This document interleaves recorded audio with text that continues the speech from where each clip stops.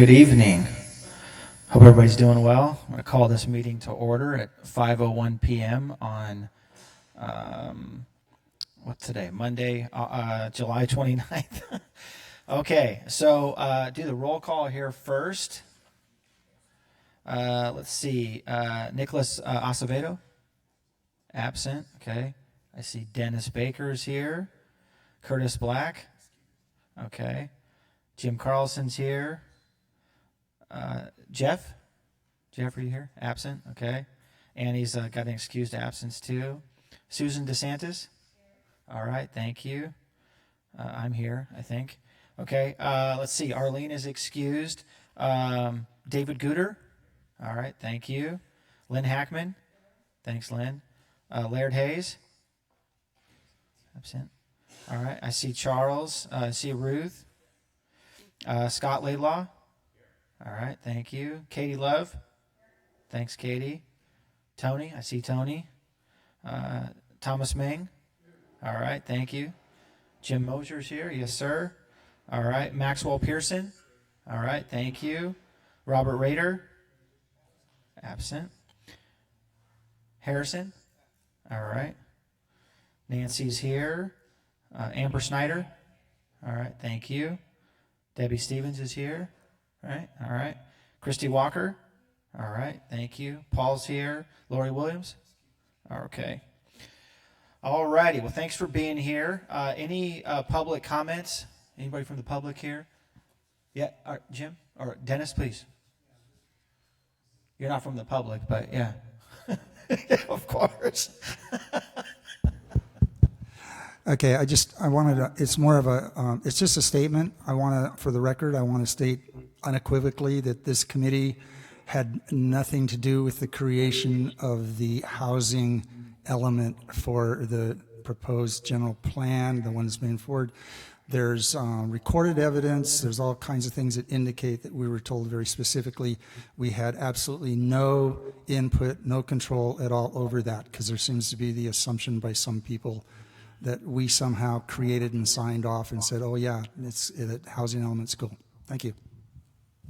All right. Thank you, Dennis. All right. So no other public comments. We will move on. Current business. Okay. We have the meeting minutes attached. Mr. Mosier was kind enough to edit those minutes. I would like to get a motion with the changes that Mr. Mosier made for the June 19th minutes to approve them. Can I get a motion?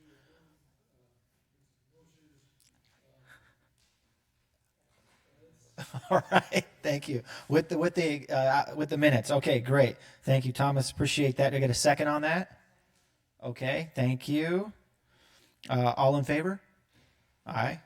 Okay. Any opposed? Yes. Okay. Ruth opposes. Any abstentions? None. Okay. Motion passes. All right. First item on the agenda under Section 4, subsection B, noise subcommittee recap. This is going to be on page 15 of your packets if you're following along. And I'm going to turn it over to Subcommittee Chair Jim Mosier. Thank you.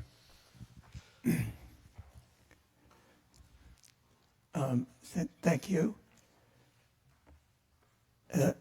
Actually, this will not follow along exactly with the agenda packet because Ben has prepared in that supplement to the agenda packet excellent minutes for what happened at our meeting last Thursday, which was our third meeting. And for those who may be interested in all the boring details, there actually is a video available of everything that happened there.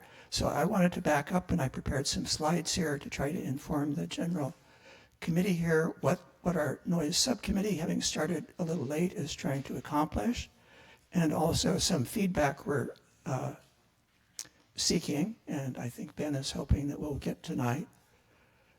So the slide is showing here, as you understand, the general plan is intended to ensure that the future development of the city takes place in an orderly fashion, and so that the quality of life is either improved or degraded as little as possible. And because noise is a significant factor in the quality of life, it is one of the required elements of a general plan. And it actually has two things that are required to be in it according to the state statute. One of those is to guide development in the future. It is supposed to establish the contours of the current and the projected levels of the major sources of sound through the horizon year of the general plan. And there's a little caveat on that we are expected to do that to the extent that it is practicable. And then the second thing, in addition to laying out what the current noise picture is, it is supposed to include implementation measures and solutions to existing and foreseeable noise problems, which is independent of whether development occurred or not. Those might be things like changing the pavement on the roads to quieter surfaces. It might be reducing speeds on the road, programs of that sort. And more informally, the goal of the noise element is to maintain the quiet areas of the city and try to improve on the noisy ones. And that is accomplished by three main things. One is to establish standards so that new development will be located and constructed so as to ensure that the impact of the existing noise environment on it will be tolerable, acceptable for the use of that new building. And the second, and there is some confusion in our current element about whether we have two sets of standards or one, but the second is distinct, and that is that new development, how much impact on existing development is acceptable? Will it create new noise that will disturb existing uses or not? So new development has to be designed to be tolerable to its new users, and it has to be built in such a way as to not seriously impact people around it. And then also it's supposed to suggest ways of improving the existing environment. So if we can go to the next slide, this element is almost unique in that the state has specified a particular way in which a noise element should be first created and then reviewed when it's going to be revised.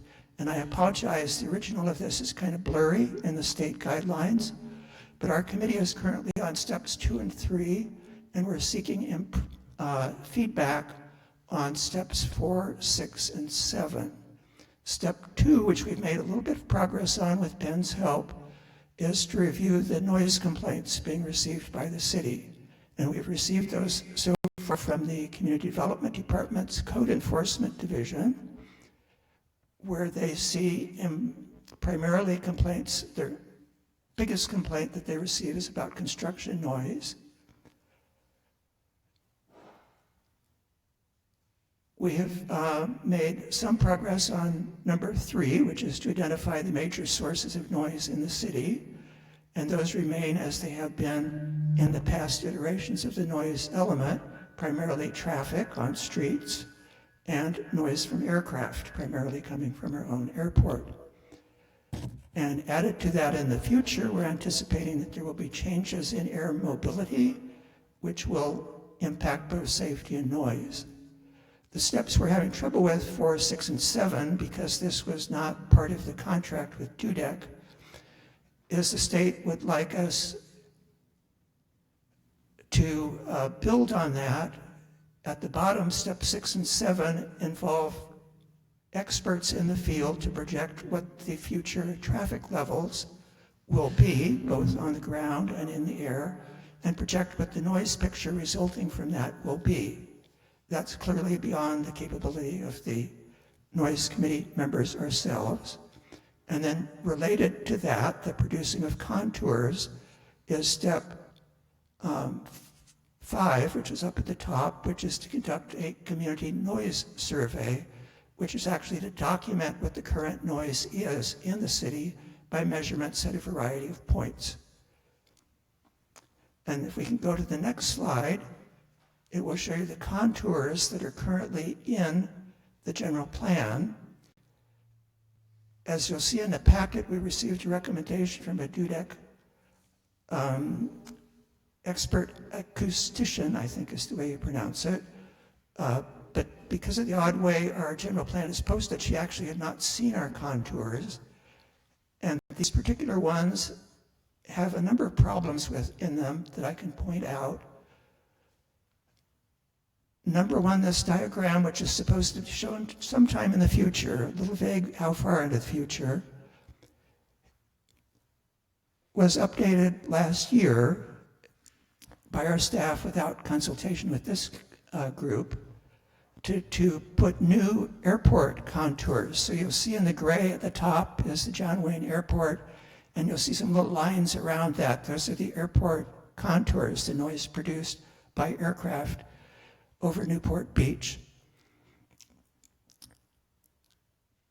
Those were added last year, but they're based on the settlement agreement, and they probably are only projections through 2030 or so, which would be the end of the current iteration of the settlement agreement. And we're presumably looking for a time horizon beyond that, like 20 or more years from now. So those are not necessarily up to date. Or, I mean, they are up to date now, but they may not be adequate for the current general plan iteration. And then the other lines you see there are about traffic noise. And those are particularly problematic because those were not updated. So those are actually contours that were produced in 2003 and are supposed to show traffic noise predictions now through 2025, which is like right now. Whether those predictions are accurate or not has not been confirmed. And there are actually changes. And the two little green arrows I added are pointing out a real oddity about this, which is that in the previous noise element before the current one, the San Joaquin Hills transportation corridor, the toll road, had not yet been built. It's in the lower right with the green arrow pointing to it. And in 2003, in the 1990s, that was projected to be a major source of noise affecting people near that area. So it had much broader contours around it than the highways do. And yet, mysteriously, in the 2006 general plan, the noise from freeways, that one and the 55 freeway up at the top, the noise has disappeared. Now, I don't know if that's because the consultant didn't have data for the traffic volumes or what the reason was, but without seeing this, the TUDEC representative was suggesting maybe this didn't need an update, but it really seems hard to justify how we would be claiming that that is an accurate projection for what we expect the noise in Newport Beach to be in 2040 or 2045, because it really is not based on any data from that. And then if we can go to the next slide, that will illustrate this other component, which is the community noise survey. The contours are theoretical, based on projected amounts of traffic. The noise survey is something, it's not required by the state, but nearly all noise elements do this. It involves actually measuring noise throughout the city. And this is the oldest and most thorough one that I know of, which is in the noise element adopted in 1994, and the survey was conducted in December 1991.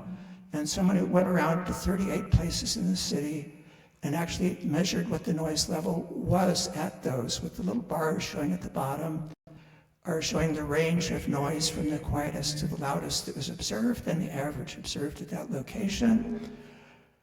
I apologize for the quality of the illustration. That's scanned by the city clerk, and it probably is clearer in the original. And in any event, those measurements, one problem with them is at each location they were only measured for 15 minutes. And if it's anything like my house, one 15 minutes may not be the same as another 15 minutes. And so how meaningful they are, I don't know. Other cities more recently in noise elements have measured the noise over a longer period of time, namely at least 24 hours, so you get a good average for the location, what the range of noise is at them.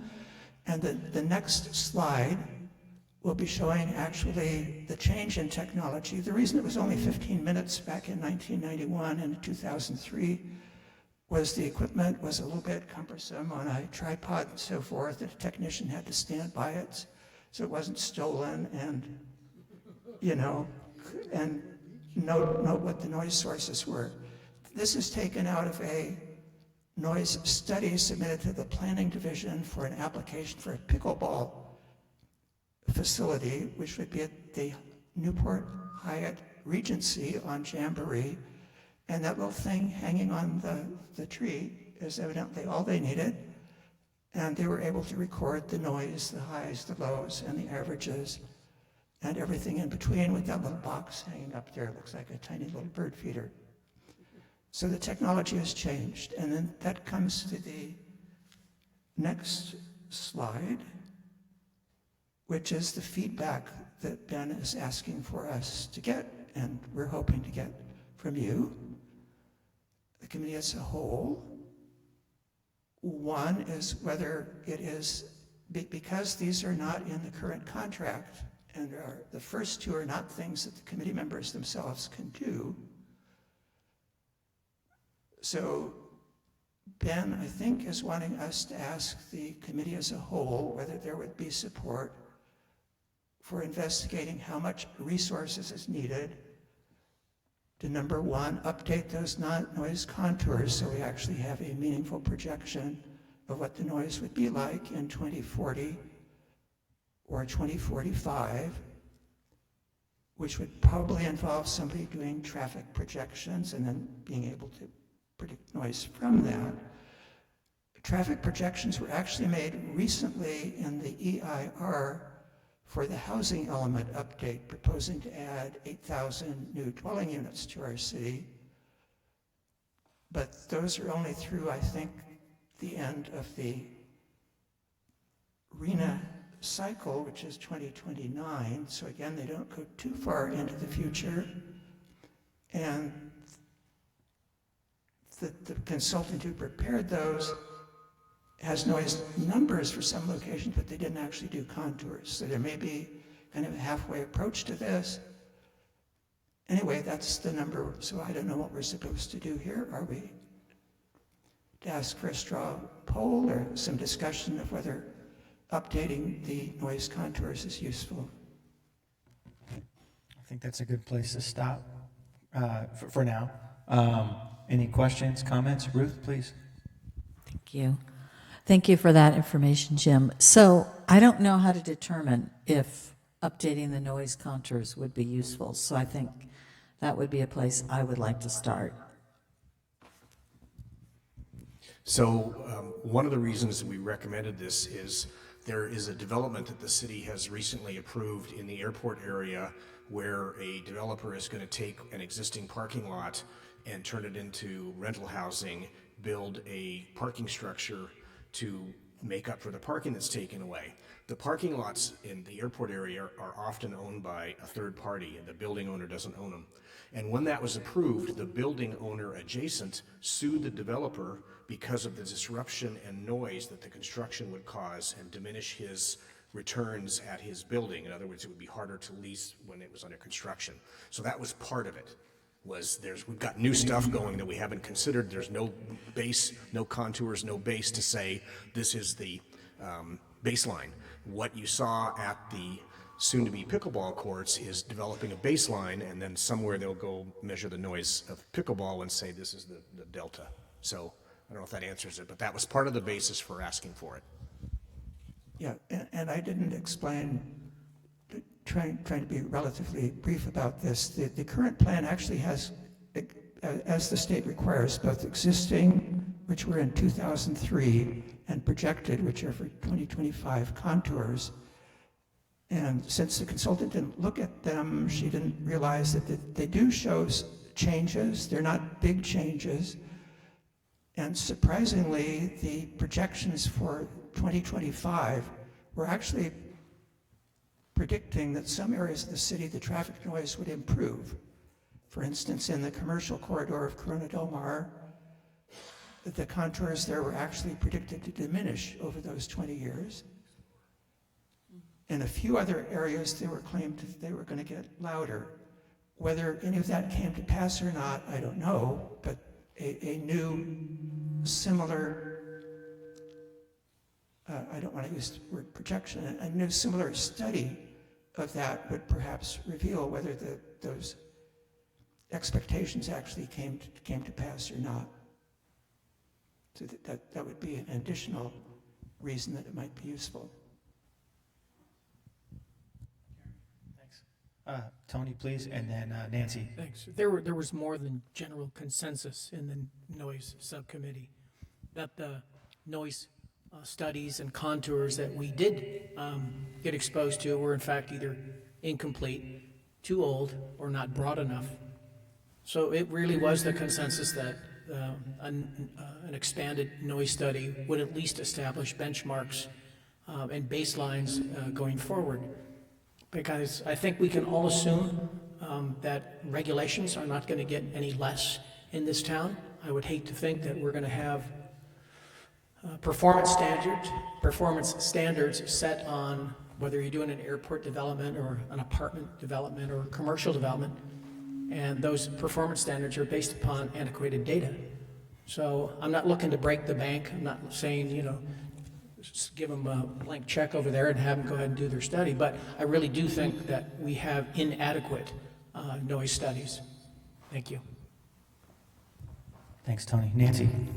More a question than an opinion, but how would an acoustician be able to understand the changes that are going to be coming with electrified cars and different kinds of buildings that have air conditioning that is not necessarily on top of the building, it's inside somewhere, or, I mean, there are a lot of things to take into consideration here, so I'm curious how that gets, how do you put out an RFP for that kind of a study? Is it just an acoustician, or are there other trades that provide that information? Debbie, please. So I'm totally with the noise committee on this, okay? Because we were relying on 2006 or 2003 data, up until now. That's way old. So what happens is that you go out and measure noise now, make your contours, what is it today? And then there's all kinds of noise models which basically take into account, and Dudek probably has some of this expertise is my guess, but you run the models to say, it's like air emission models, it's kind of no different, other than the physics are different, and then you know, how many cars, how many airplanes, all that kind of good stuff. In a community like this, it's almost all vehicles or trucks or whatever, and then the model will tell you, assuming this kind of development, this is what the contours look like. It is really kind of standard stuff for noise nerds. It's like any other kind of modeling run, a traffic modeling run. It's really kind of standard stuff. And I think you guys probably have an idea of what it would cost, would be my guess. But there's experts out there, and it's not unique expertise. It's just like everybody doesn't do it, but it's not unique. I would totally support updating the data so that we can, we don't want to keep going back and doing this stuff, update it so it's valid for a period of time as we move forward. Anyway, great recommendation, Jim and committee. Thanks, Debbie. Paul, please. Yeah.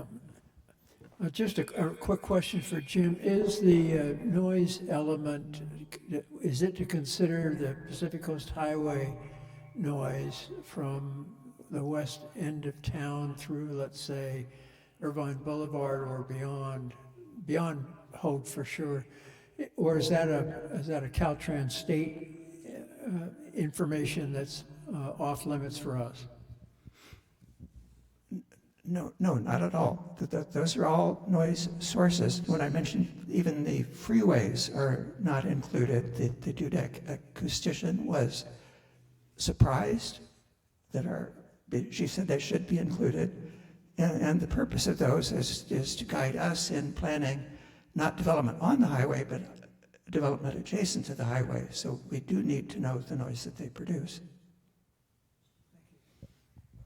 Thanks, Paul. Anybody else? Let's go Jim and then Charles.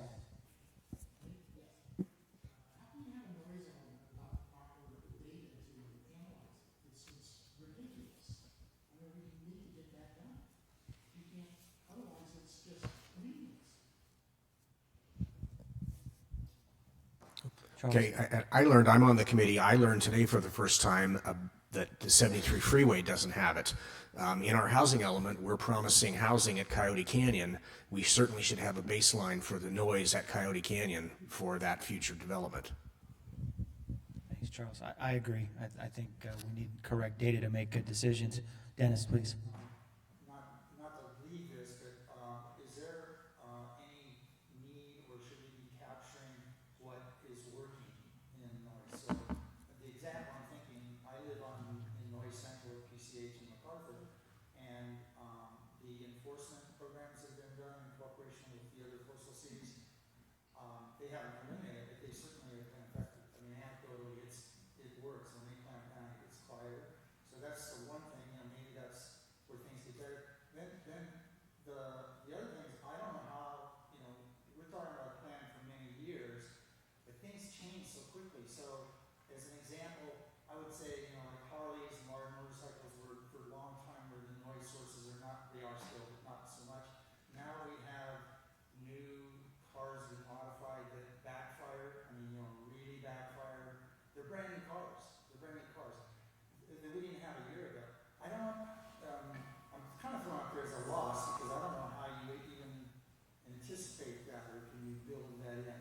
So those two things, can we capture what's working somehow and support that? And then the other part is how do we deal with what we don't know yet? Thanks, Dennis. Scott?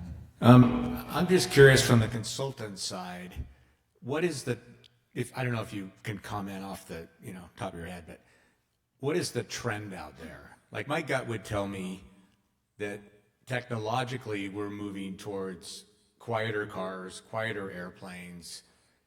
We could talk about intensity of use, but can you comment on sort of what you're seeing out there relative to this noise element?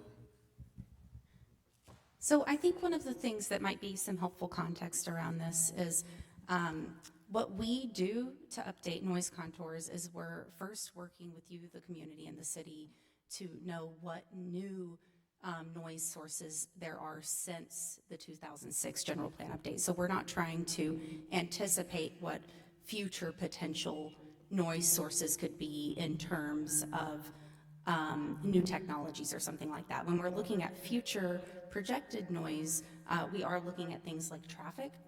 When we're getting data from like the airport, we're using their data to understand what their noise contours are related to that. When it comes to technology, I mean, some of it is not just in relationship to the type of vehicle, but it's more the pavement. So if you have more of like a rubberized type of pavement, and when you have cars on the freeway specifically, it doesn't matter if it's an EV car or a motorcycle, that noise is really coming from the tires hitting the pavement itself. So a lot of that in that sense is coming from pavement materials. But what we do is we first start with understanding what are some big contributors to noise that have changed in the last 20 years. And a lot of that we can be able to determine through understanding what development has occurred. So if there's been some sort of a large industrial project or something of that sort that is a contributor to noise, then we know, okay, this is something that could cause for an impact to those contours.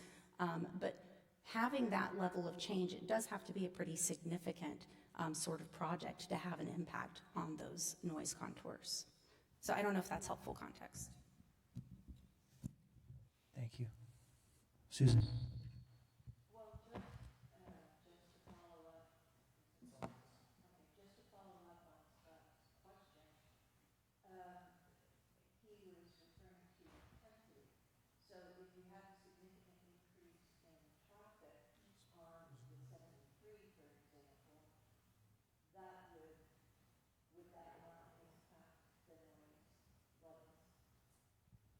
Yes, potentially, and it depends on the amount of increase in traffic. So, and I've been working with our acoustician on this to understand, because I'm not an expert by any means, but basically, and what was explained at the Noise Element Subcommittee is that for sound for us to be able to hear the change in the sound, it has to be 3 or more decibels. And so to get a 3 or more decibel increase in sound, you're really looking at a doubling in traffic. And then another thing to consider is that the noise element is really there to help inform a lot of our land use decisions. So which is also informs traffic projections. So when you start seeing changes in land use, you see increases in your traffic projections, which then can change your noise contours. So something to consider, as these are all very interconnected. Okay. Please. Your question?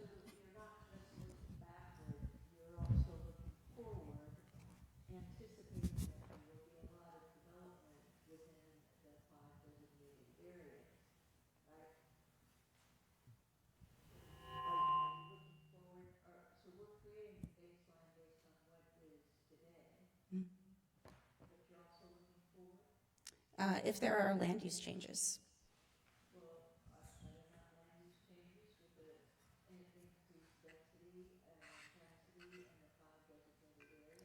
So I think that's where these two efforts get a little bit convoluted, because the project that the housing element implementation is a separate process than the rest of the general plan update process. So we don't know if we have land use changes at this point. Does that make sense? Well, we have had some discussions with the land use subcommittee so far, and we'll be having conversations through our phase 2 outreach, but we want to hear from the community if there's a need for any further land use changes through this process. Okay, thank you so much. Lynn, hold on one sec. Katie, please, and then Lynn. So I'm not sure that the noise of the wheels going across the pavement is completely the reason. As Dennis was saying, I mean, the Harleys and the loud, I live on Seashore, which is right off PCH, and I don't care how many cars go across the pavement. It's the ones that are backfiring and the Harleys and all that type of stuff, and those are the ones that are disturbing. So I don't think that I'm not saying that's all of it, but I don't think that we can discount that. I think that needs to be included when you're talking about Newport Beach. Yeah, and just to clarify, I was just making that, I was distinguishing between the difference between freeway noise and localized street noise. When it's freeway noise, the sound that you hear, it doesn't become so vehicle specific. And even if you have an EV vehicle, for example, it's not going to be quieter on a freeway than any other car. It's actually the noise that you're hearing is the tires to the road on freeways specifically. Okay, any other comments on this? I think the main idea is that if we want to have new reports done or an expert basically hired to look at this, we would have to make a decision here in the sense of telling council or steering committee to do this. So if there's support for that, I think we can do that today to push that along. Yeah. Just somebody want to make a motion here? I don't know what, I mean. Well, Right. I have a comment. Okay, Lynn, please. So what I'm wondering, because we just went through quite a bit of machinations with the city council and the RENA numbers and the approval of the 10,000 units. Are those units reflected in any of this documentation, any of what we're talking about? Sorry, when you say this documentation, are you talking about the noise element, or are you talking about the entire? Well, no, I'm talking about the regional housing needs assessment numbers that were just presented, study session, city council voted on, all of that. City staff presented quite a bit, and those numbers, that approved plan of which we were told by Jim Campbell that we would not have input on, the housing or the circulation. So what I would like to know, because those numbers are big numbers. They're going to affect everything. They're going to affect noise. They're going to affect traffic. They're going to affect medical. They're going to affect where are people going to shop. What's the infrastructure? And is any of what we're working on right now, is RENA reflected in any of it? I mean, right now we're talking about the noise element. I would say it's not reflected in there, and that's part of the conversation to be had. One thing I think is worth clarifying is it's generally required to have noise contours on hand to inform a noise element. It's not required to keep them regularly updated, but it should be good practice if there are land use changes, and this is what I'm getting to. So if there are land use changes, i.e. the RENA allocation and the projection of housing, if that changes the number of trips, then maybe it does make sense to support updating the noise contours. Well, 100%, because the people that are going to be living in the housing that's going to be built right underneath or in close proximity, in part, to the airport, that should don't you think that should be factored in? I mean, that's going to be significant. I think that's why the question is being asked. So if there's enough support from this group to move forward, then we will definitely do that and present that to council as, maybe a best practice to consider. So that being said, is there anybody that's opposed to having council take a look at this in terms of putting fees towards hiring somebody to redo these reports and to look at more data? Is anybody opposed to that? No. Okay, so then we have support for that. Okay, so we can pass that along. Nancy, please. Can I take it back for just 1 minute? Because what you said earlier doesn't fit with what I've thought all along. I thought that the housing element, the land use element, and every other element all have to align. Everything has to align. So if we're not taking into consideration what we are doing in the housing element and the land use element, in everything else and all these other elements, recreation, safety, circulation, those aren't going to align unless we consider them based on what we anticipate coming out of the housing and land use element. Am I wrong? No, you're not in the wrong at all. And I think that is, one of the key reasons that we're doing this process is because we recognize that with these changes, there may be increased need for these other community resources, amenities, things like that. So it's not without consideration of those things. I think with the context of land use implications, at this point, we don't have any slated land use changes beyond what's already moved forward through this other process. And one thing that we're not touching through this, we're not making changes to the housing element, but absolutely we will be ensuring consistency across those elements. So, as I understand, we do, because we have a map that's changed the land use in certain areas. Let's just take the airport, for example, to then become multifamily, mixed use, commercial residential. And that was part of what we presented to the state to get certified. Is that correct? Is that correct? Okay, so that passes. So let's assume that we have to build all those units, and we have developers that come in and build all those units. We have got to take into consideration that that is a great possibility that would happen, and that impacts noise because there's more people living there. They're no longer just lots with disused office buildings or very lightly used office buildings. So it would be logical in my brain that we get a new current base to work from, not something from 2003 and 1991, and project that the worst case scenario is that our hand is held to the fire by the state and we have to have all those units built. And then we have to take into account all of that noise, whether it's road noise or whether it's airport noise or whether it's air conditioner noise or whatever, because I think we should plan for the worst case scenario. So am I like off my rocker for thinking that's kind of logical?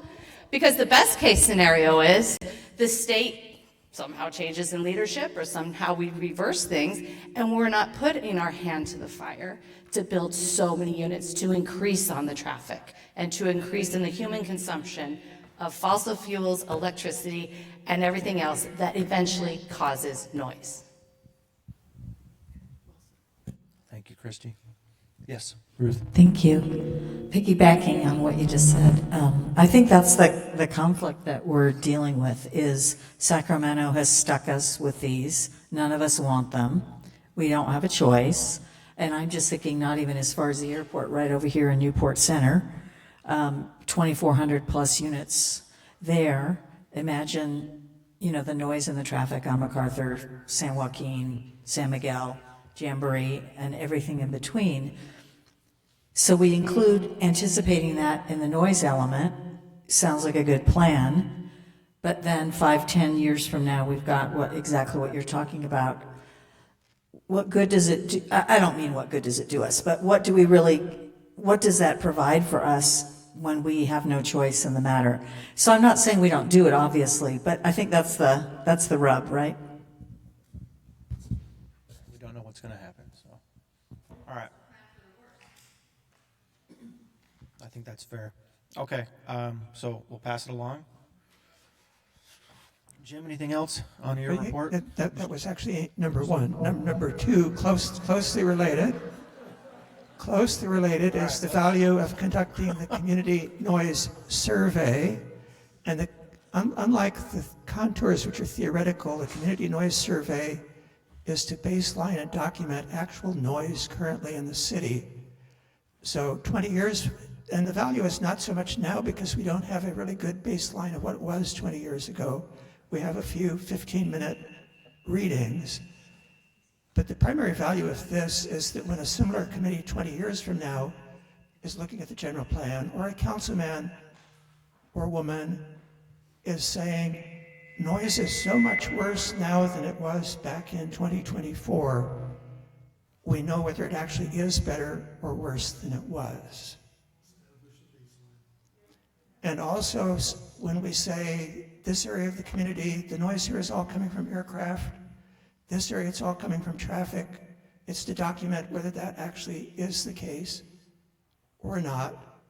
And it's also to document not only the loudest places, but also the quietest places that we have in the city, and whether we're losing those or not.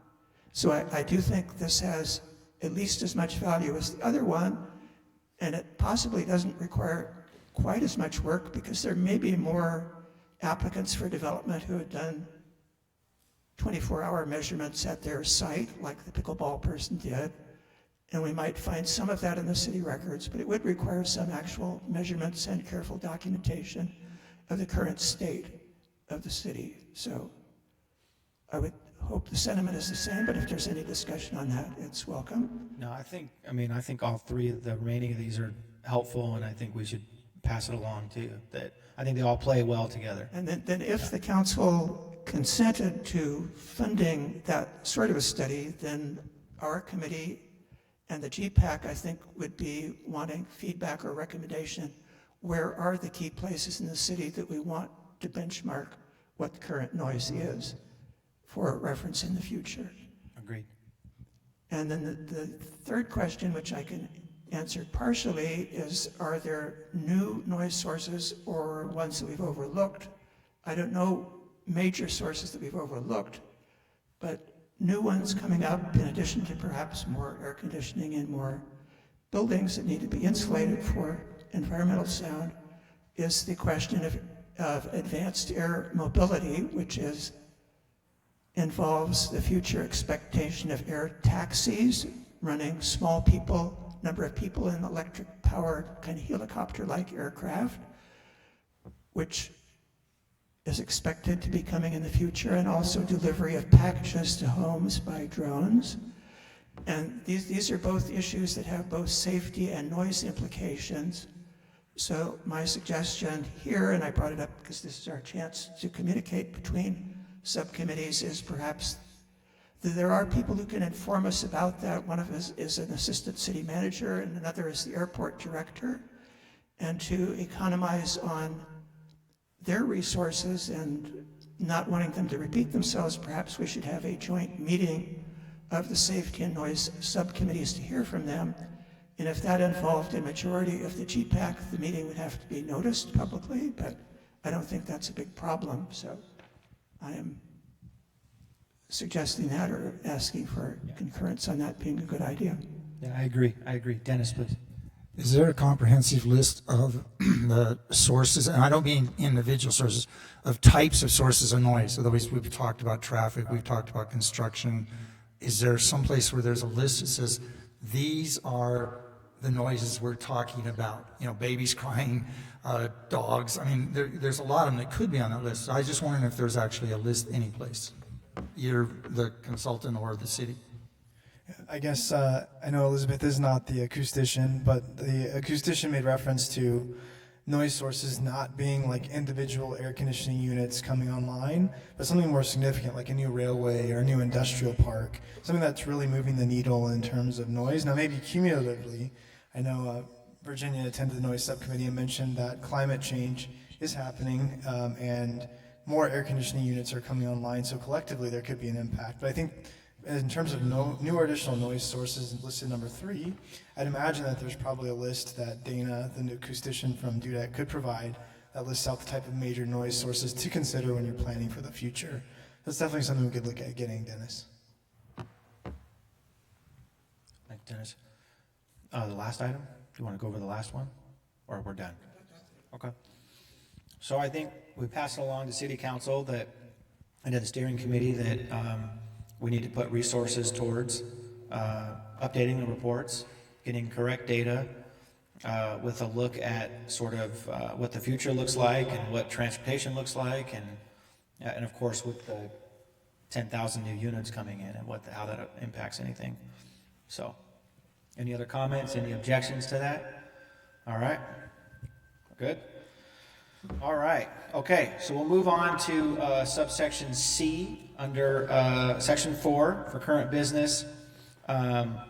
This is on page 25 if you guys are following along for attachment 3, and I'm going to turn it over to Elizabeth to talk about this. Thanks. All right, thank you. Okay, so I know that Ben sent the documents around for review. We don't have specific subcommittees for the diagnostic memo or the implementation program analysis. But this connects really well to the last conversation that we had where we went over, we did an overview of the general plan. And we actually touched on the implementation program a little bit, so some of this may be a bit of a recap. But for a little bit of context here, there are several implementation actions for each policy across the general plan. Some may have 1, some may have 2, some may have 3. What we haven't done is we haven't gone policy by policy, program by program, and said whether or not this has been done or not, because it's subjective at the policy level, but also you're not going to get a better analysis from us than you will from the city's general plan annual progress reports. Now, I understand there have been some, conversations about if those reports are really going into the level of detail that would be preferred, but we just don't have a way to go into a greater level of detail. But really the context of this is giving us an overview of all of those tools that are available at our disposal that we can utilize to implement the general plan, because every policy is going to have an associated action, and that action should have some sort of a tool that the city can utilize that's within the city's power to help move the needle along on a policy. Now, that tool may be some sort of interagency coordination, so maybe they can't do it entirely on their own, but something that the city can do to help push things forward. So in addition to outlining those key implementation tools, this analysis reviews regulations that apply to general plan implementation. So really looks at things like the annual progress report, for example, is one that we really outline in there to get a little bit better grasp. That's it's required by state law. And then it identifies some considerations, including some programs that were not pursued, and we know this based on the review of the annual progress reports, and then some emerging needs. So let's get into it. You've seen this slide before, but just as kind of a recap, or for any who may have missed it, there are 31 key tools that are described in the adopted implementation program. And so what those tools are, they are the mechanisms that the city can carry out those actions. So when you start looking at what does that mean, some examples would be something like specific plans, Okay, if we tie that tool to an action, that action may look like develop a specific plan for the residential village proposed for the airport area. So that's kind of an example how we start to connect these things. All right, and so considerations and emerging needs. So there are some programs that have not been pursued, at least to our knowledge. One of those is a waterfront promenade. This is a walkway from Mariners Mile to Lido Village. It's possible that there just hasn't been funding dedicated at this point, but we do want to consider some of these things to see if this is something that still interests the community.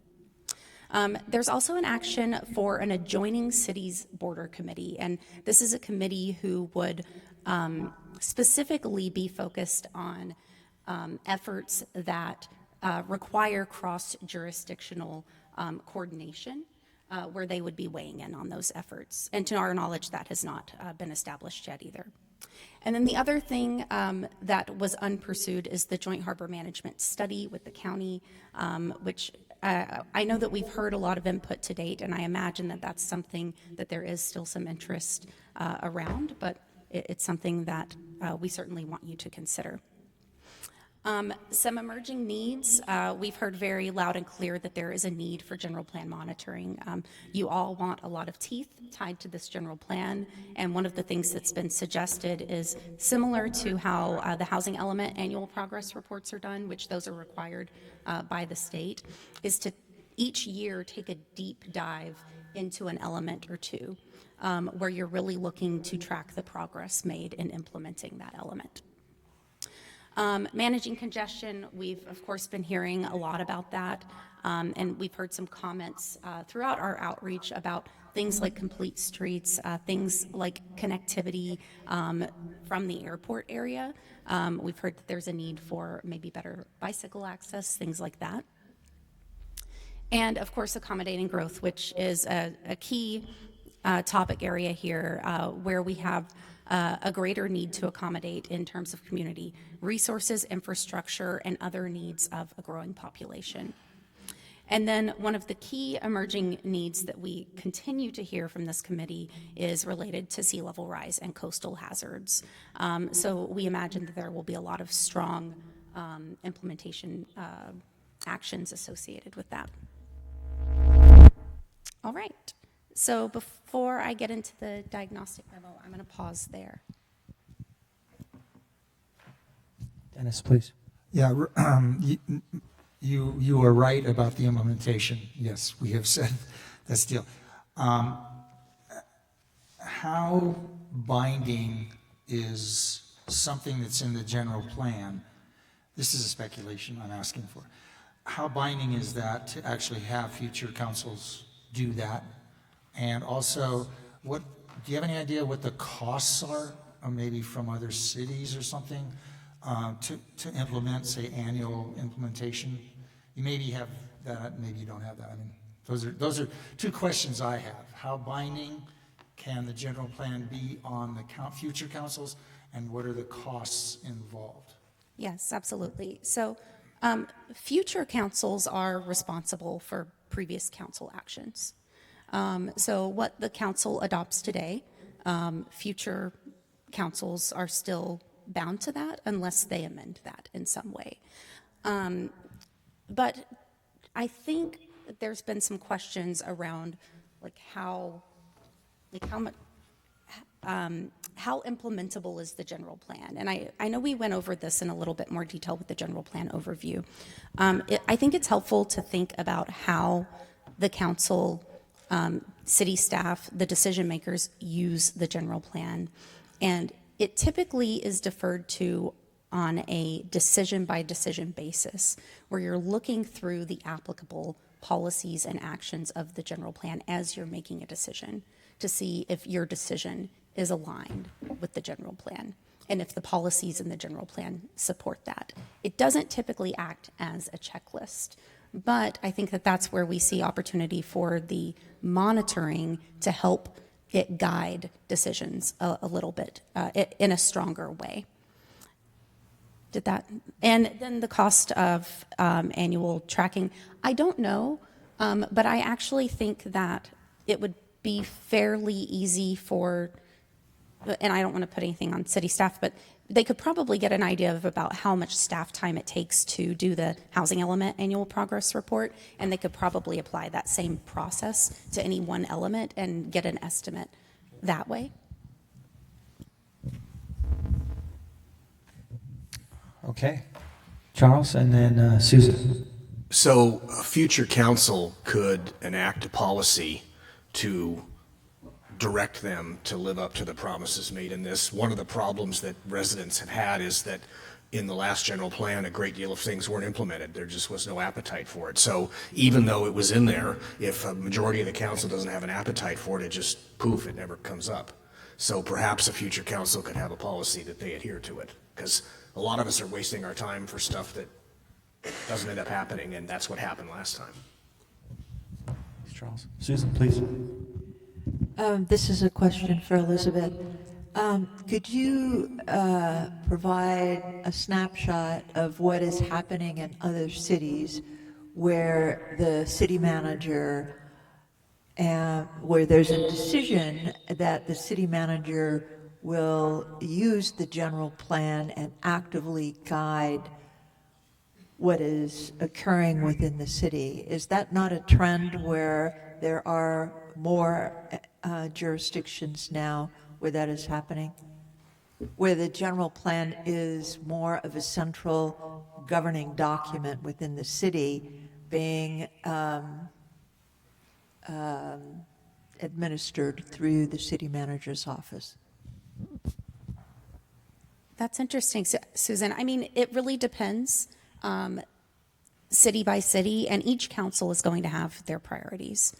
And that is something that we see commonly across cities, is that each council is going to have their priorities. Now, oftentimes we do see either the city attorney's office or the city manager's office weighing in on if those priorities are not consistent with the general plan. And a lot of the time where the city manager weighs in is through the budgeting process, where they're working with the respective departments to understand what are the policies in place that are really guiding your work program, and what do we see coming in the immediate future, and then we start to align those policies with what we're proposing for the budget. All right. Thank you. Any other comments or questions before Elizabeth moves on to the next? No? All right. Thank you. Elizabeth, please take over for the next one. Thank you. Okay, so next, the other document that you received is the diagnostic memo. And by the way, page 67. On page 67. Thank you, Jeremy. Perfect. So one of the things to consider here is that you've actually seen a lot of this legislation in those background reports. So if you're feeling like, oh, this looks familiar, that's why. You've seen a lot of this information already, but for context, we have looked at key legislation relevant to the general plan update in terms of the general plan update process, because we have various agencies that review the general plan, in terms of the policies themselves, because there are some regulations that specify some policies that do need to be incorporated, and then some with respect to implementation that we really just need to have on our radar. But it's not inclusive of every regulation that you would ever see related to land use, for example, because there are a lot of regulations around land use. The zoning code is one great example of a robust set of regulations around land use. The same thing as the building code. So this is really more related to our process that we just want to keep on our radar.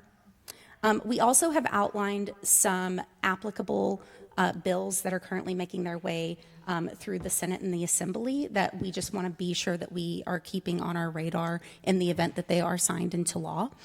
We may want to get ahead of the curve there.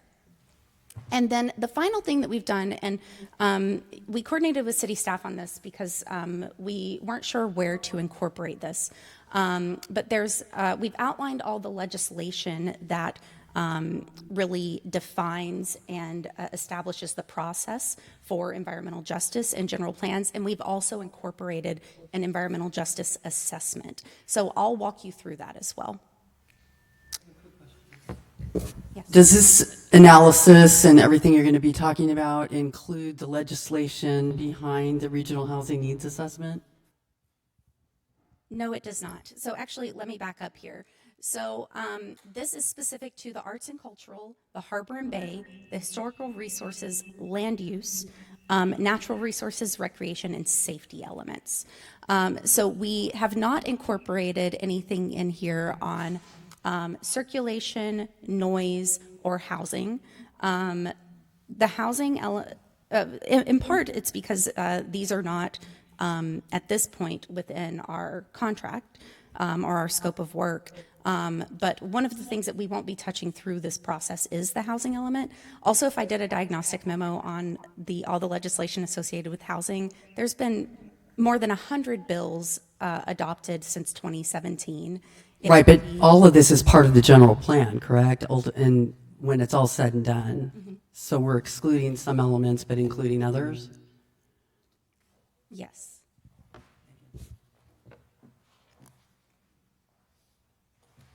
All right, and this is just kind of giving you an overview of where there are elements of the general plan required in statute versus the optional elements of the general plan. One thing that we've highlighted here is that environmental justice is not a required element, it is a required topic to be addressed. It doesn't have to be a standalone element, there's an option there. And then the optional elements that you have adopted today are the harbor and bay, the arts and cultural, and the historic resources element. We're also showing the connection between the open space element, which is in statute, which is addressed by your recreation and natural resources element, and then the conservation element, which is addressed by your natural resources element. All right, so in terms of review authority, we do have to consider groundwater sustainability, and we do have a number of agencies that we will be notifying as we have a draft general plan. The safety element, you'll find, is the most regulated element of the ones that we're covering through this. And this is to be reviewed by the California Geological Survey as well as CAL FIRE. And then, of course, airport land use compatibility. So the land use element is reviewed by the Airport Land Use Commission. I do think it's important to note that it can be found incompatible, and the decision-making body can determine that it wants to move forward with incompatibility between the airport and land use. All right, in terms of implementation, I thought it would be worthwhile to focus a little bit on historic resources because I know that we've had a lot of robust conversation around that. And in terms of historic resources, these are most heavily regulated through the CEQA process. Urban water management planning. So the urban water management plans are updated every 5 years. This is to meet population projected water needs. And so as land use changes are made, the urban water management plans are also updated to accommodate any changes in population. And then from a CEQA perspective, we have other noticing requirements, so there will be consultation with tribal groups. And then finally with SB 272, there is a requirement for local jurisdictions to prepare a sea level rise plan. So I know that there's already a sea level rise assessment, but there will be a requirement to have a plan. And we've had that conversation with a few of our committees so far. Yes. I have a question. Did I hear you say that there are outside agencies who will be reviewing our general plan? Can you explain that a little bit? So in terms of, I think the safety element is probably one of the best examples. CAL FIRE, they basically have a list of items that they want to make sure are being incorporated within the safety element. So they have a pretty intensive review. They'll be submitting letters. And as the general plan is in its draft form and released for public review, you'll see a number of agencies who are submitting letters based on their review of the general plan and making suggestions. So you send them to those agencies? Yes, we do. Thank you.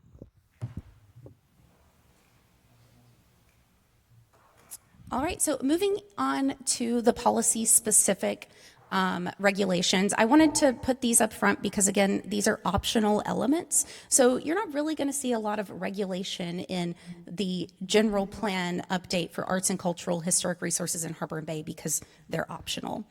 I do think it's worth noting for arts and cultural, this is really connected to requirements around the land use element because the land use element is required to specify the distribution, location, and extent of uses, and that includes public buildings.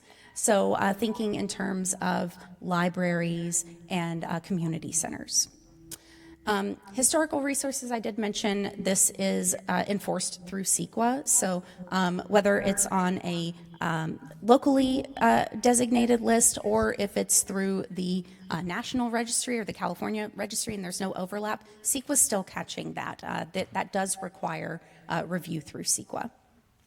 And then finally with the Harbor and Bay element, I'd say that this one most closely relates to the Coastal Act, where the general plan and the local coastal program do need to be consistent. So if there are any changes that could cause an inconsistency, then there would need to be an update to the local coastal program.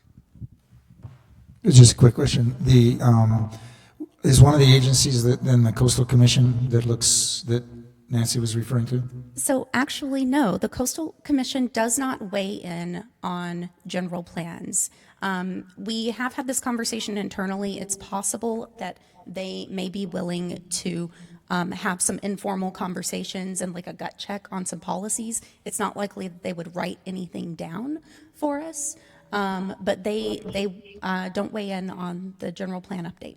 So that would result of us requesting of them to comment, because they're not going to do it automatically. We could request them to comment. It's not likely they would do it in writing. They may do it in an informal capacity, like through a meeting. Okay. It's possible.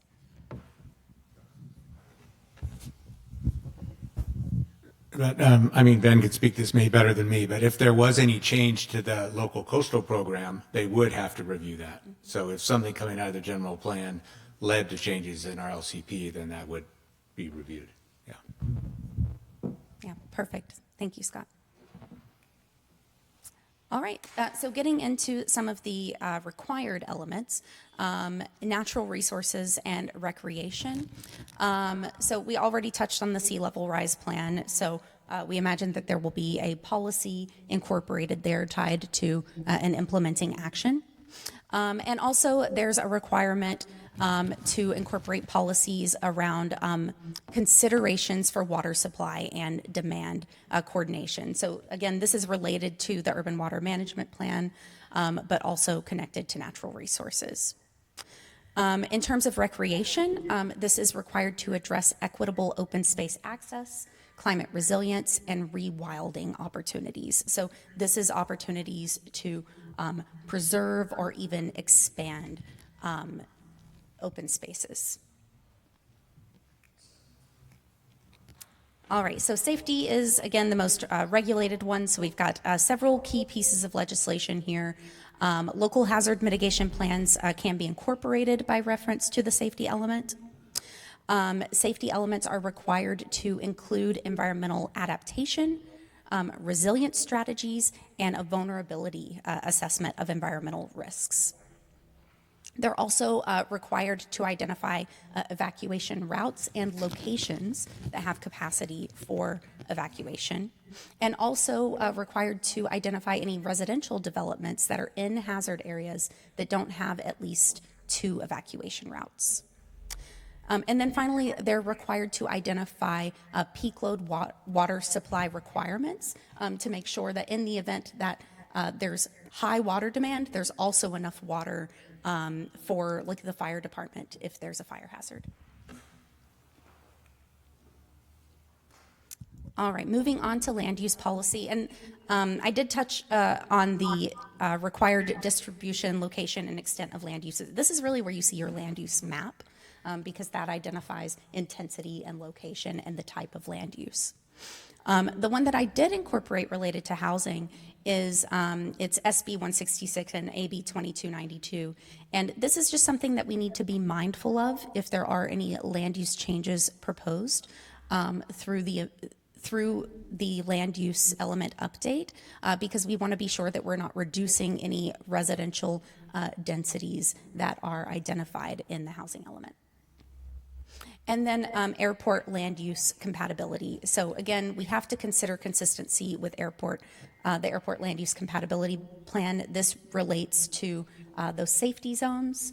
So we want to be mindful that we're not proposing any intense uses in those high-risk impact areas, and then also with consideration of the noise contours.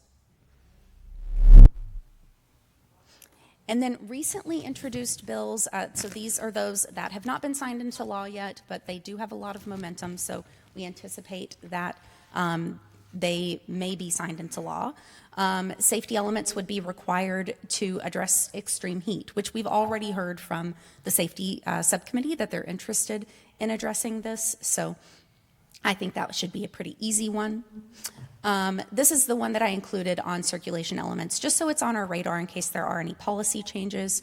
But circulation elements are to identify and establish any school walk zones. So I think the best way to think of this is if you're familiar with like safe routes to school, this is definitely connected to that.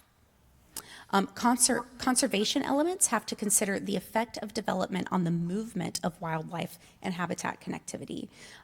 So this would be required, and we've actually had a lot of these conversations about not just animals that are changing their migration patterns, but also the migration of plant life. There's been a lot of conversation around that. And then finally, under this last one, this is AB 1176, this would require general plans to identify opportunities and policies to expand electric vehicle charging, which I have heard from so many of you so far, so I don't think we're going to miss this one even if it doesn't get signed into law. All right, I'm going to pause there, and I'm going to walk you through the environmental justice assessment next, but I'll take a moment here.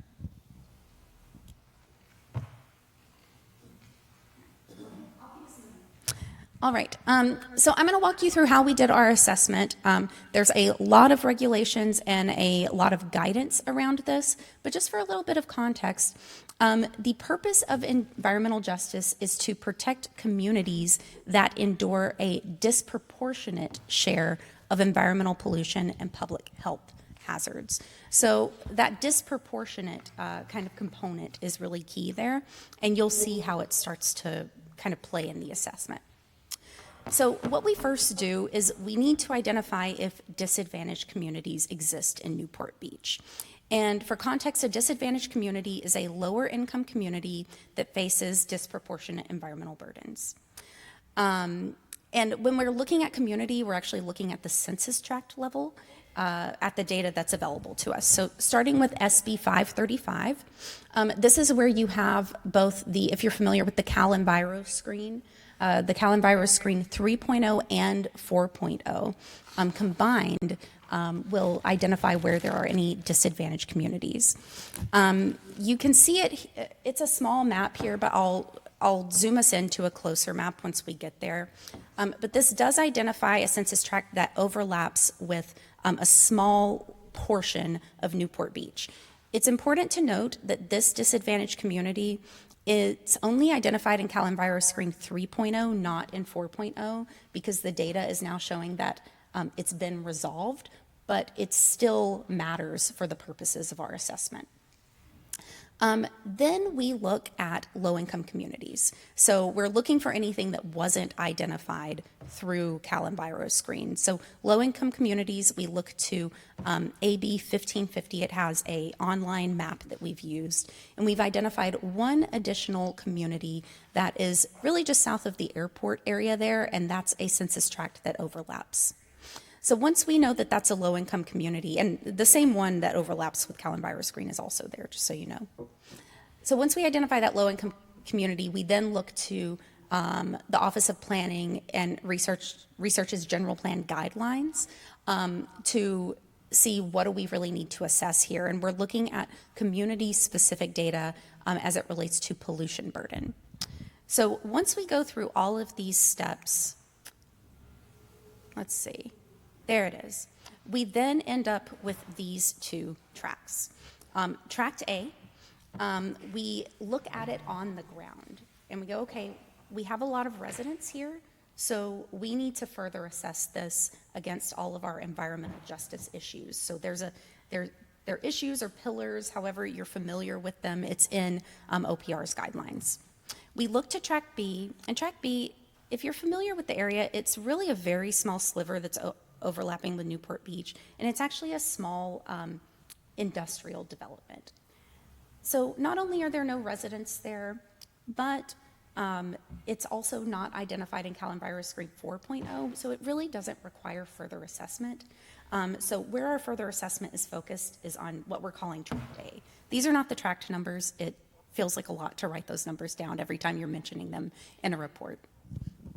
Have these been compared to the housing element opportunity areas? Are any of these overlapping with those areas?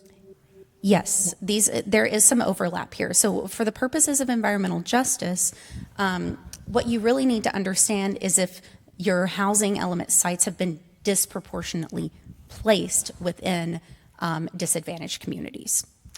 So that's where that really comes into play. Yeah. How is it determined that is it A, the one that's in orange, figure 2, SB 535? So I'm looking at like from West Side Coast to Mesa basically, but it's Newport, I know. West 19th down, you know, it includes Monrovia and such. How is that determined low income? Or I'm sorry, was that disadvantage? What word are we using? So it's a combination of things. Okay. You first start to see if it's low income, and then you go to see if there is a pollution burden on top of that, and that's how it becomes a disadvantaged community. Okay. So we actually use, for low income communities, it's defined in this piece of legislation, and we just look to their online map because they've already done the work for us. Yeah, because, I think most of us know that the light industrial is almost getting completely eliminated up there as far as pollution's concerned. What we've got up in that area are a few mobile home parks, which could be at some point redeveloped because, yes, they were included in that map, right? And then we've got a lot of private schools up there, including Coastline Community College, et cetera. So I'm kind of having a hard time with the fact that it's like low-income environmental. Oh, the chrome plating place? Okay. We have to assess it this way. So you in have to accordance use with someone state law. else's data? Yes. Okay. Or we could take the raw data and come up with the same assessment. Okay. But this is the data that we're required to assess. Okay, that's interesting. But I will say, environmental justice is so focused, and because data changes, so for example, we had the Callan-Virus Green 3.0 versus 4.0, the data changes. What we really think is going to happen through this process is that we're going to have some environmental justice focused policies incorporated throughout the general plan, likely in the safety element. And we'll get to that assessment, but what you're going to find is that it's mostly pollution related. Okay. Yeah. So I'm commenting about Jim Mosher's comments, page 4 of 7. Did you say that to become disadvantaged, that the first step is to prove low income? You can't bypass that? You can't bypass that. Okay, because there are folks that have wanted to rein in the airport by claiming that everybody under the takeoff is disadvantaged. And if you're disadvantaged, the party causing the disadvantage has to mitigate, and that could be a reason to make the takeoffs go back to be more steep, because that would disperse ultrafine particles higher and sooner. as a way to make it more quiet. I mean, the policy, the environmental justice policies will, I don't imagine that we're only going to say that they apply to this one area. Because again, the data changes. This is what is a disadvantaged community today. The presence of a disadvantaged community is what requires us to address environmental justice. It does not mean that environmental justice is only addressed within the disadvantaged community.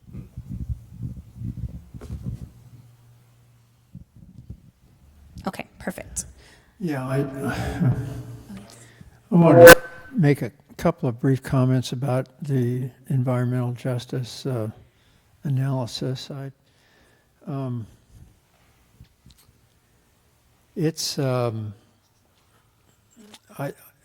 The Tract A Census Tract 63101 is, I think, located in the West Santa Ana Heights area. That area was annexed on January 1 of 2008, 16 years ago, into the city. Many of you know that it's along Santa Ana Avenue, Pegasus, Orchard, Riverside, where the Newport Beach Animal Shelter is located. Some of those homes aren't too shabby in that area. I'm imagining that some of them are $1 million and up.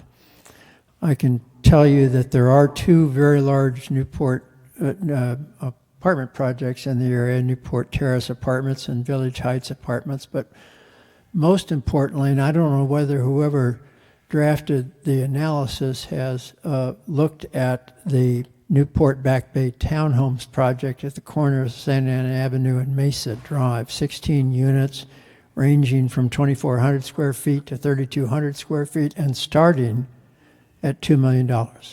Starting at $2 million. So whether this area, Tract A, Census Tract 63101, is a disadvantaged community, I don't know. I'm guessing that we might take another look at that. I am torn on the environmental justice idea. I think we've decided that it appropriately, rather than a standalone, it appropriately is to be integrated throughout the 10 elements of our general plan. I think that's a good idea. I think this analysis sends the right message to Sacramento. But I'm concerned that whatever the database used to determine that Tract A is a disadvantaged community, in light of what I've just outlined, may not be totally accurate, and I'd ask that somebody else take another look at that. Beyond that, Santa Ana Country Club is not within the jurisdiction of the city. It has been in the unincorporated county area since 1923. It is within the sphere of influence of the city of Costa Mesa. So that needs to be corrected.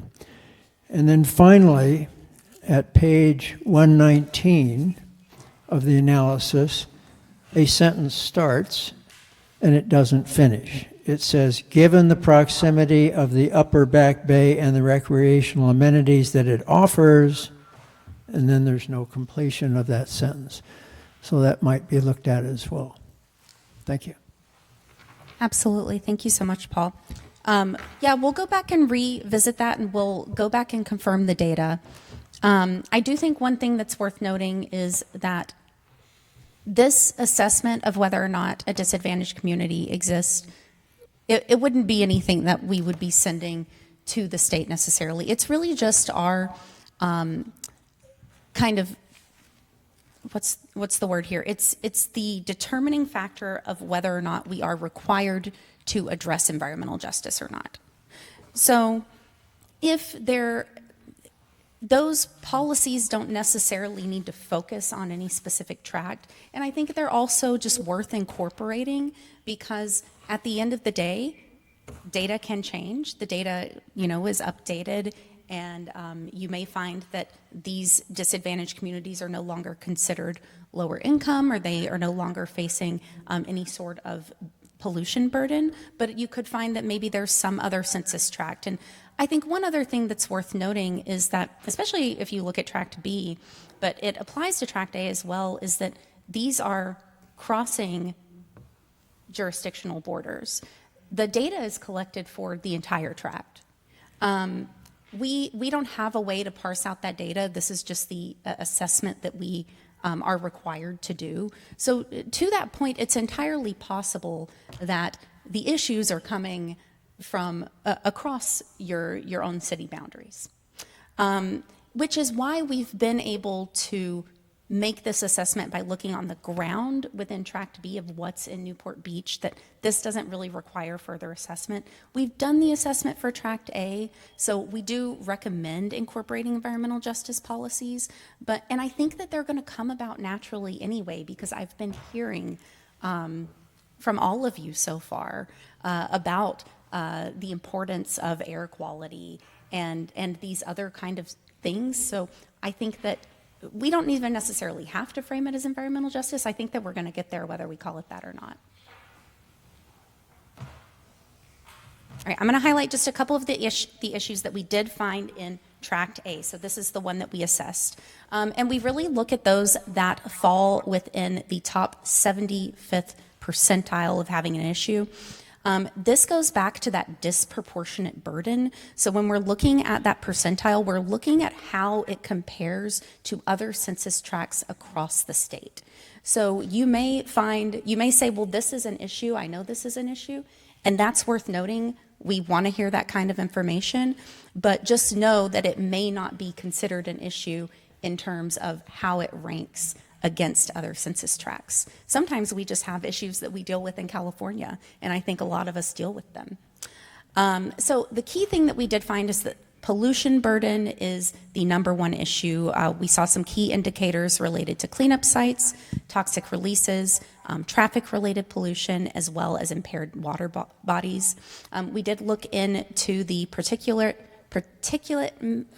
matter data, and we found that diesel fuel is one of those key contributors. It's not falling within that top 75th percentile, but it's still up there around the 70th percentile. And then the other thing that we're seeing, again, not quite falling into that 75th percentile, but the 71st percentile, kind of close, we're seeing household overcrowding. Household overcrowding, this is generally measured as 1.5 persons per bedroom. We're not seeing any extreme overcrowding. And again, this is at that census tract level. And then we've looked at these other factors, and we don't see, they're not showing as a significant concern, especially as it relates to comparing to other census tracts in California. All right, so that's all I have for that, and I'll see if we have any comments. Otherwise, we'll move on to outreach and engagement updates. Okay, so just going back to clarify, because so much of this is going to be impacted by two different things. We've got, so I think you said before, your contract doesn't include housing, circulation, and land use. Is that it? Noise. Noise. Okay. Yeah, that's one of the things that we've been coordinating, of course, with the noise subcommittee and city staff on. Right. So those three elements, though, are precluded from what this general plan update is going to be. So again, I'm just trying to understand the relevance of a plan that is excluding the most important elements: housing, circulation, and land use, right? And the regional housing needs assessment, of which many people in this room, city staff, city council, all the people involved have been spending a lot of time on lately, coming to the vote that was taken. I don't know if you're aware of the vote that was taken on Tuesday, and how that's not being incorporated into all of this doesn't make much sense to me. So I don't know, am I the only person that doesn't understand how we're taking the RENA issue that's being dealt with and not incorporating, if those three elements are being excluded from what you're contracted to do, it doesn't make it relevant. The rest of it's not relevant. Sorry, Chair, if I could just clarify, I appreciate the comments, Lynn. So the housing element is complete for the cycle 2021 to 2029. I think that's the biggest thing that is, we can't touch it. We don't want to touch it, right? Right, but why wouldn't that be incorporated? Yeah, I'm getting there, so I'm sorry. The land use element is being updated, and that's something that's in DUDEC's contract, so that's not excluded, to clarify. Noise, that's something that is being revisited through the subcommittee, and we've got a favorable recommendation here that'll be taken forward to consider updated contours that will take into account population growth projections. And I think just to clarify, the other elements will be consistent with the housing element. I think there's a disconnect in the way that things are being described where the housing element's not on the table, but it is informing the rest of the general plan update. And I don't remember, maybe it was Chair Gardner, the steering committee put it best, that we have the housing to plan for. We can plan well for it in the other elements. So it is something to consider as we go forward and plan the other elements, and it will be folded in throughout all those different elements that were talked about. I want to make it clear too that circulation element is not off the table. None of these are off the table except for the housing element, and that's with good reason. The circulation element is likely to be updated next year as part of an update to kind of clean up some more master planning maps that are with the master plan of arterial highways of the county. And so that will be something that is updated to reflect the population growth projected through the housing element. So I just want to make it clear that it's going to be a consistent general plan. This isn't a futile effort. I wouldn't want to be here if it was futile as well. I have 2 little girls at home waiting for me. We all want to make sure that these are all consistent, and that's something that you all have the foresight to do with consideration of the housing element. So by all means, if there are certain things to consider based on a potential projected worst case scenario, as Christy put it, then definitely put it out there for consideration. Just that housing is not something that's going to be changed. The housing element, land use element is on the table. Circulation, we definitely want to hear about it. It's not in DUDEC's contract, but we can still make changes as part of this update. Just to make it clear that nothing is off the table, so to speak, except for the housing element. Correct, and that is all, again, very good planning to incorporate throughout the general plan. So if there's something that you see as a whole, then definitely call it out, just like we're doing today. Okay, thanks, Lynn. Thanks, Ben. We're back to you. Jim, did you have a comment, please? Yes, thank you, Elizabeth. I submitted some comments on this diagnostic memo yesterday, but they didn't get posted until late today, so you probably didn't have time to review them. But as to the assessment of Santa Ana Heights, I question that there may be an error in the conclusion that there is overcrowding in that area, because I did look at the database, the Census Bureau data for that tract, and it reported only 3 out of 1,000 housing units were overcrowded, which is like 0.3%, compared to tracts in Costa Mesa where 20, 30, 40% of the households have overcrowding. So that may need to be looked at again, and if that is incorrect, I don't know how that would affect your analysis.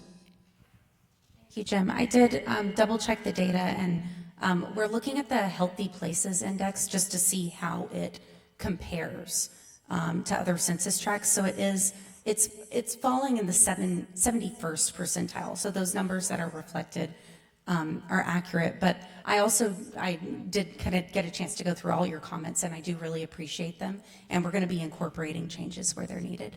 Thank you for that. So you think there is an unusually high level of overcrowding there? It's not falling within the 75th percentile, but it's close there. It is close to being there, but it's in the 71st percentile. So it's only ranking better than 29% of census tracts across the state. But 3 households out of 1,000 is a high percentage?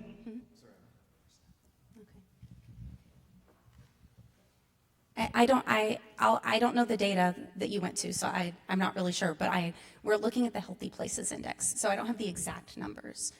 I just see where it ranks. But I'll go back and look and see what other data sources I can find. Thank you. All right, if no other questions, we can move on to subsection F. Oh, wait, what are we on? Outreach? All right, outreach. This is going to be on page 123, and we're going to go to Taylor for this one. Hi, everyone. Great to see you all. I'm Taylor from Kearns and West. I'll be providing the outreach and engagement updates. Like Chair said, on 125, you will see the Phase 1 outreach summary, and you received it probably last week. So we developed a Phase 1 outreach summary. It was developed in collaboration with DUDEC and city staff and was submitted and reviewed by the outreach subcommittee. Their comments were incorporated. This Phase 1 outreach summary is really intended to be public-facing and is intended to reflect back what we heard from the community back to the community. Our goal is to add it to the resource and document library on the Newport Together website following our discussion tonight. And all the items within the summary are really intended to help guide the efforts going into Phase 2 that we'll talk about in just a little bit. If you haven't got a chance to look through the summary yet, these are the primary sections that you'll see. There is a brief overview of the general plan update process, overviewing the paid advertisements and social media reach in that first phase, looking at the digital engagement, the Newport Together website, that includes the questionnaire interactive map, of course the pop-up events and the key themes of those 6, and then the collaboration with the GPAC subcommittees that we've already touched on quite a bit tonight.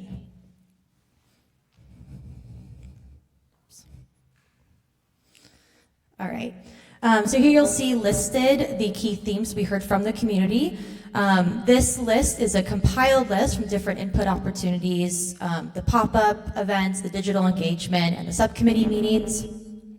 As you look through this list, it's important to keep in mind that these themes, as well as all the other themes that you'll see within the summary itself, really reflect the multiple points of views and input that we heard from the community during these different types of input opportunities, whether in person or online.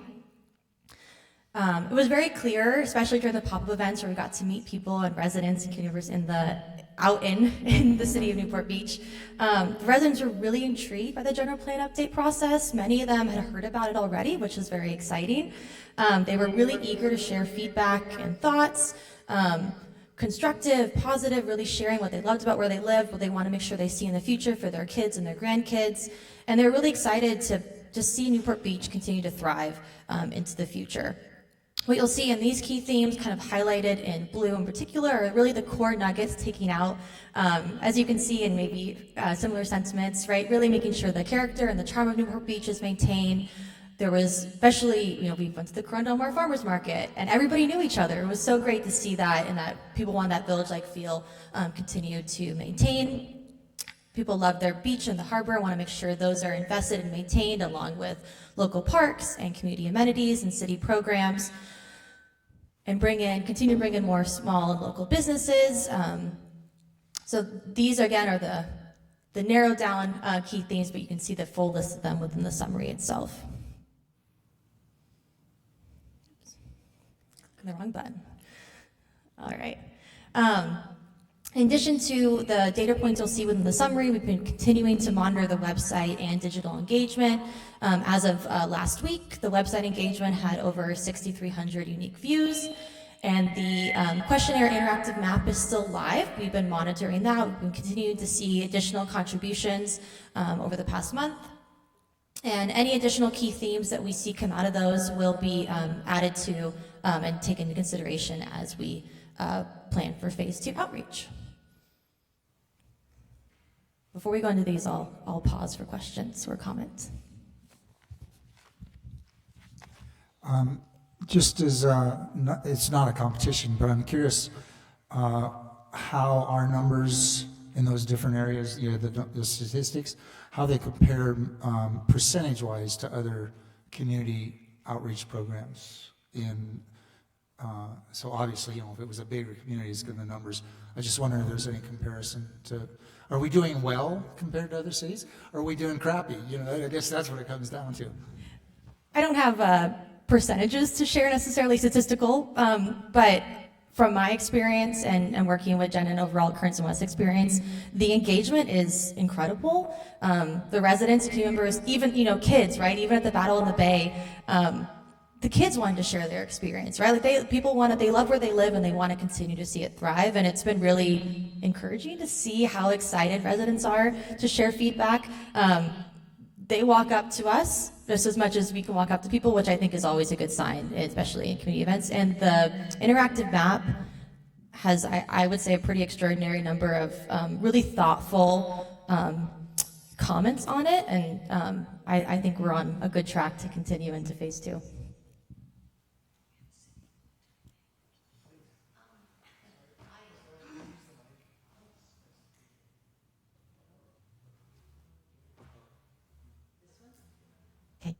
I live in Newport Shores, and I know we talked about it in the very beginning about my bugaboo thing is that we haven't seen anything in our newsletter asking people to go to the website, to put in their input, to, try to get more people involved. And I think that's such a simple thing and there's a list of all which there are a lot of, HOAs that we could reach out and really, get people involved.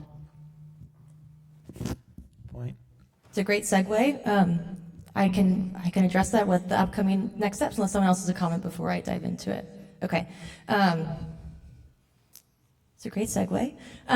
So a couple of things to highlight for our outreach next steps is these go-to-them meetings, which I think is what you're probably referring to, that we talked about early on. And these go-to-them meetings are designed to be presentations out in the community, more towards organizations that each of you has a personal connection with, or you're involved with, or it's your HOA or the nonprofit you volunteer with. So we've been coordinating, and we'll continue to coordinate with the outreach subcommittee to move these forward. The preliminary list of organizations identified are from the GPAC questionnaire that many of you participated in spring. So we're going to start there, but it's not limiting. We can always add more organizations to that. So we'll connect again with the outreach subcommittee on the next steps for that. There will be materials developed, or just fine-tuning right now, and then there'll be an opportunity for you all, of course, that with scheduling to take the lead. Kearns and West can help with just customizing materials with you, and you can go do the presentation on your own, or we can attend the presentation as well and continue to coordinate additional communications through those individual newsletters or email listservs, and we'll work with you on that. So we're excited for that. Does that answer your question for right now? They're coming. Yeah.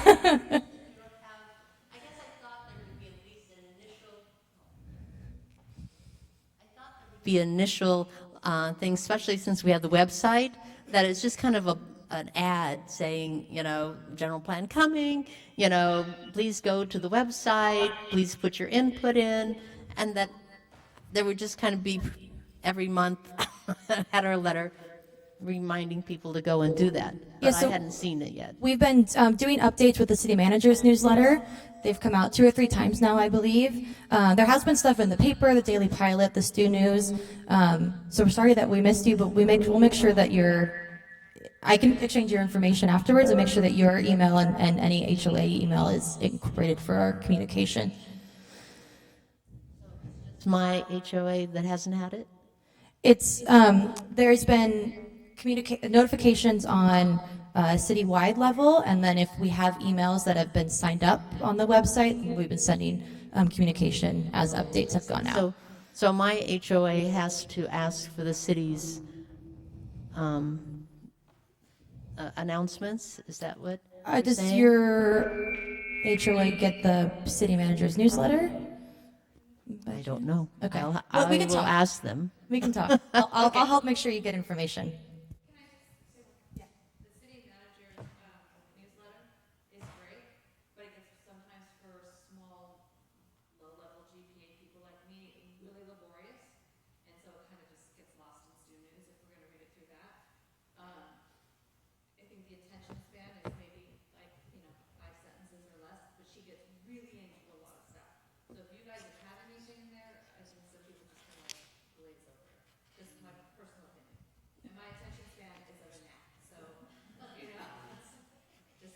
That's great to know. Thank you.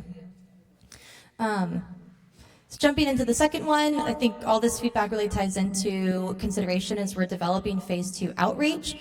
This phase 2 outreach is really informed, these activities are really informed by the really comprehensive outreach and engagement plan that was already developed and discussed at this GPAC with the outreach subcommittee. That is being drafted and then will be shared and discussed with the outreach subcommittee before anything is finalized and scheduled. We are anticipating including the go-to-them meetings, of course, workshops within the community, stakeholder interviews, and additional digital engagement on the website, including another questionnaire and interactive map, among others. So stay tuned for more information on that. And then lastly, we've been informed about a really cool opportunity with the city's marketing team to actually develop a general plan update video that can be posted on the website, on the city's social media, can be shared around within our own networks. So we are going to meet with the city marketing team to learn a little bit more about what that might actually look like and the process to do that. But we're really excited to hopefully include GPAC member voices in that process. So we will follow up with more information on that side. Dennis, please. What's the time frame? I should know this, I know because I'm on the committee, but just, so, Phase 2. otherwise, are we going to be done with this in October, or is this going to go till December? Just, can you tell me the time? Yeah, so phase 2 will go through next spring. So there'll be a variety of these activities spread out. We have some suggested timelines, but nothing's final until we meet with the outreach subcommittee to decide what that timeline might look like. So probably it will come in waves. We anticipate in the fall and then again in the spring, especially to be cognizant of holidays and things like that. Sorry, real quick, just to interject. For outreach subcommittee, we'll look to meet next month. Chair Clarity had some vacation plans, so I was trying to make sure we respect that and go into August. And then also just to qualify, Christy, you might be surprised that actually we get the biggest bump from the city manager's newsletter. So I was actually surprised. But yeah, we get a lot of engagement and a lot of traffic to the website through that. I think because it gets cross-posted to Stu News, so you get both sort of platforms there. But I think also just kind of tying back, I don't want to be too long-winded because I know we're kind of going long. Virginia, your comment, we have not sent distribution to all HOAs in the community. That has not yet happened, but it's certainly something that could be included in phase 2. So just want to clarify, you're not crazy for not thinking you haven't got anything, because you haven't. So unless you signed up individually. That's all. Thanks. Thanks. Okay. One last thing before I pass it to back to Dudek is I brought with me the business QR codes that we've been passing out at the pop-up events that have the website information on it. It includes the QR code. I brought a bunch of them with me. I'll have them once we finish, and if anyone wants to take a handful of them, we can always print more. So I would encourage you to have them, and then you can have them on hand if you're ever talking to somebody about it. It provides some good information. All right, and I'm going to keep us going with next steps. So the general plan development, the vision statement subcommittee, we have an email coming your way where we're giving you a few options for how we're going to structure the vision statement. We have had so much great input from the work that the subcommittee's done to date, from all of the subcommittees, the broader GPAC and the public, that we're ready to draft it. So we'll get it. We'll get some input from you. We'll get it drafted, and then we'll be bringing that draft to the vision statement subcommittee. With that, we also, to kind of help support phase 2 outreach, especially as it relates to community workshops, we have enough input to really start drafting some goals. At this point, we have had 13 subcommittee meetings. I believe this is our 9th full GPAC meeting. We've had a lot of great input from the community, and I feel like a lot of the input that we've received from all of you is very action and policy specific. The community's given us some more high-level input, so we're going to be working with that input, working with the very specific detail that you've given us to kind of pull it back and start to draft some goals, and then we'll be aligning policy topics with that. We're not quite ready to draft full policies because we really want to bring these draft goals and policy topics to the community through some workshops so that we can start to have a little bit more of a dialogue around policy. It's hard to bring just a full draft policy to a workshop because it's hard to have a conversation around that, but if we have a high-level goal and then we start to have some topics under that, then we can really help facilitate a meaningful conversation. And then also, I know that there have been some comments about the structure of the general plan, and we'll be working on some language and some ideas around that. So that will also be coming soon. I do want to give a little bit of context around the draft goals and the policy topics. Again, all that we've received to date, it's been, we've had a lot of really great detail. So that is going to inform our draft goals. We're then going to have those goals and policy topics or themes that will help inform our engagement activities, and then that input from those engagement activities will inform any goal revisions, additional goals, as well as the full draft of the policies. So what we want to bring to you, because we recognize that if we're bringing these to a workshop, that's of course an opportunity for us all to work together. But we also we recognize that you may want additional review around that. Again, we've already heard a lot of this information from you, but we want to see what you want that process to look like. Knowing that the more detailed the process gets, the more time that takes. So basically, I've kind of outlined 3 potential options for us. If we draft our goals and we have our policy topics and we take them straight to workshops, then we have that collective review. Again, this is just how we start to get those kind of draft policies together. If we do subcommittee review and a workshop, that of course adds to time, but we also have to consider which subcommittees it would go to. Would this be going to our outreach subcommittee, or would this be going to each respective subcommittee?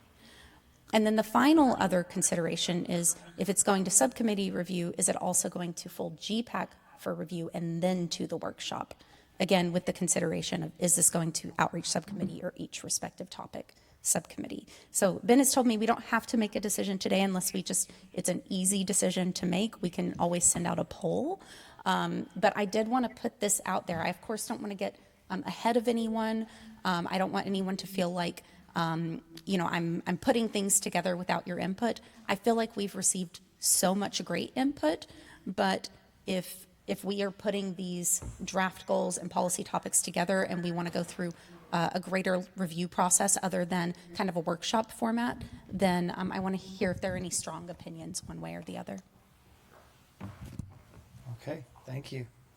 I don't know how people feel. We don't have to make a decision today. But I mean, to me, it feels logically, you have a workshop, you get the input, you have the outreach subcommittee look at it, and it goes to GPAC. It feels like that's the way things have been happening so far. But I don't know, that makes sense to me. But we can discuss this later. All right, thanks. Okay, so we're moving on to the last part now. We have a comment, question? No? Jim, yes. Given the somewhat unusual status of the noise subcommittee, will noise topics be discussed at the workshops or not?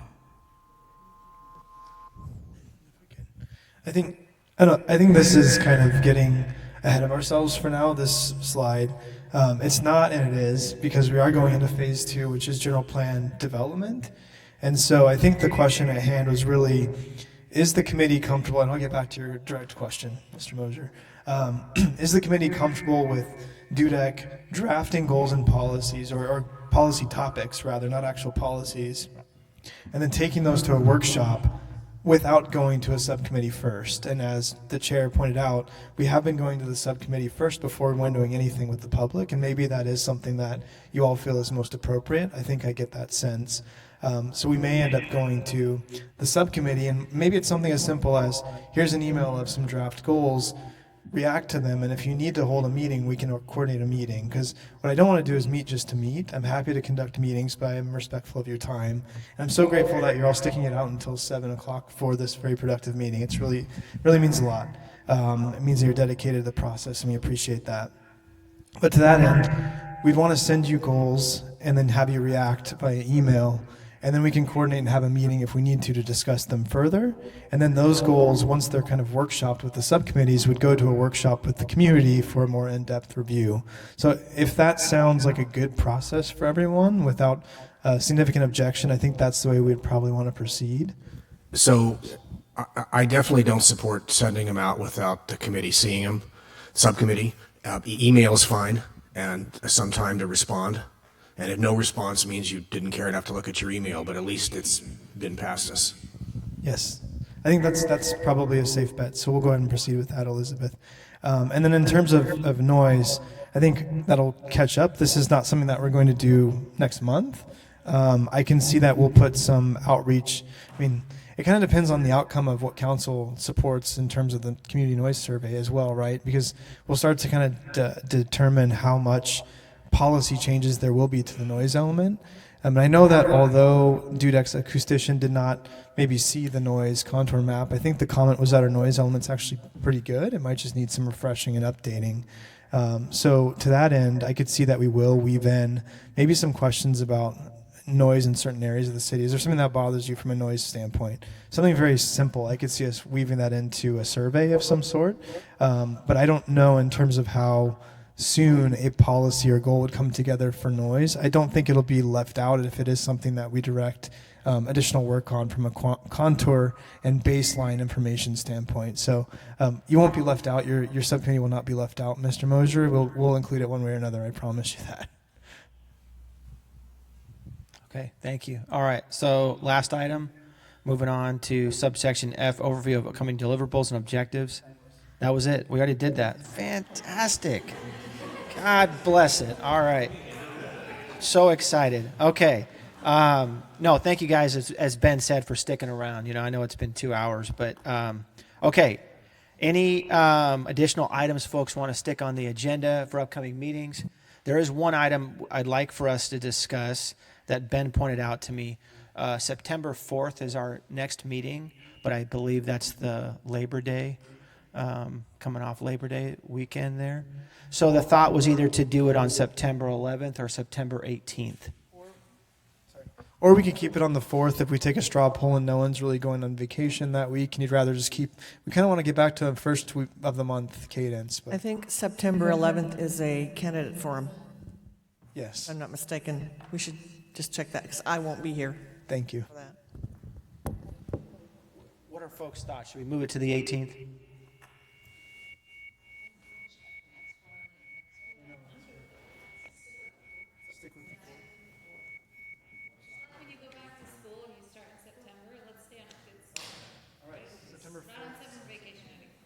September 4th it is. So this meeting's adjourned, September 4th. See you. Thanks.